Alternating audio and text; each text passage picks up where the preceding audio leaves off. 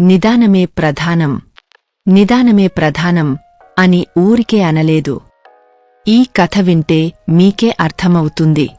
సామెతలు వినడానికి చాలా సింపుల్గా ఉన్నా ఎంతో అర్థముంటాయి. 100 మాటల్లో చెప్పే దానిని సింపుల్గా ఒక్క లైన్లో చెప్పొచ్చు. అలాంటి ఒక సామెత నిదానమే ప్రధానం. నిదానంగా ఉంటే విజయం ఎలా సాధిస్తామనే సందేహం రావొచ్చు. అయితే ఈ కథ చదివితే అదెలాగో అర్థమవుతుంది. పూర్వం చిట్టాపురం గ్రామంలో శ్రీమన్ అనే ఓ వ్యాపారి ఉండేవాడు. వస్తువులు కొనుగోలు చేసి విక్రయించడం ఇతని పని. వస్తువులు తక్కువ ధరకు ఎక్కడ లభిస్తాయో తెలుసుకుని కొనుగోలు చేస్తాడు. వాటిని వేరే గ్రామానికి తీసుకెళ్లి విక్రయించి అధిక లాభాలు పొందుతాడు. ఈ క్రమంలోనే ఓ రోజు కొబ్బరి బొండాలను విక్రయించాలని నిర్ణయిస్తాడు. తక్కువ ధరకు ఎక్కడ లభిస్తాయో తెలుసుకుని ఆ గ్రామానికి వెళ్తాడు. ఎడ్లబండి నిండా బొండాలను నింపుకొని పక్కనే ఉన్న భూంపల్లి అనే గ్రామంలో విక్రయించడానికి వెళ్తుంటాడు. అయితే ఆ గ్రామానికి అతను వెళ్లడం అదే తొలిసారి. దారి కూడా సరిగ్గా తెలియదు. దీంతో దారి మధ్యలో మేకలు కాస్తూ వెళ్తున్న ఓ మేకల కాపరిని భూంపల్లి గ్రామానికి ఎలా వెళ్లాలని అడుగుతాడు. అతను ఇలా నేరుగా వెళ్లమని సమాధానం ఇస్తాడు.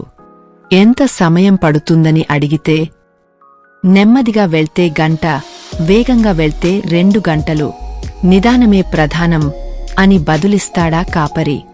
దీంతో ఆ వ్యాపారికి అర్థం కాదు.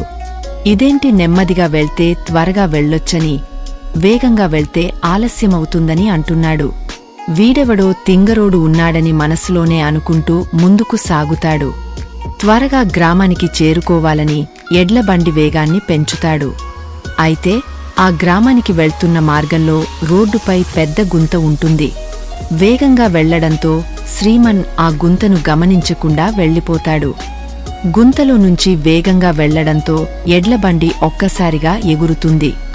దీంతో బండిలోని కొబ్బరి బొండాలన్నీ చెల్లాచెదురుగా రోడ్డు మీద పడిపోతాయి. వాటన్నింటినీ నెమ్మదిగా ఒక్కొక్కటి ఏరుకుని మళ్లీ బండిలో వేసుకుని భూంపల్లికి వెళ్లేసరికి ఆ మేకల కాపరి చెప్పినట్లే 2 గంటల సమయం పడుతుంది. అప్పుడు అర్థమవుతుంది నిదానమే ప్రధానం అన్న సామెతలో ఎంత నిజముందో అని.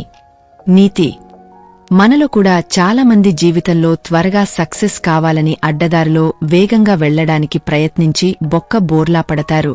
అందుకే నిదానంగా ఉంటూ సరైన నిర్ణయాలు తీసుకుంటూ జీవితంలో ముందుకు సాగితే ఎప్పటికైనా విజయం సొంతమవుతుందనే గొప్ప సందేశం ఈ కథలో ఉంది. మీకు ఈ వీడియో నచ్చితే దయచేసి షేర్ చేయండి, కామెంట్ చేయండి మరియు సర్ఫీ స్టోరీస్కి సబ్స్క్రైబ్ చేసుకోండి. నోటిఫికేషన్ల కోసం గంట చిహ్నాన్ని నొక్కి ఆల్ క్లిక్ చేయండి.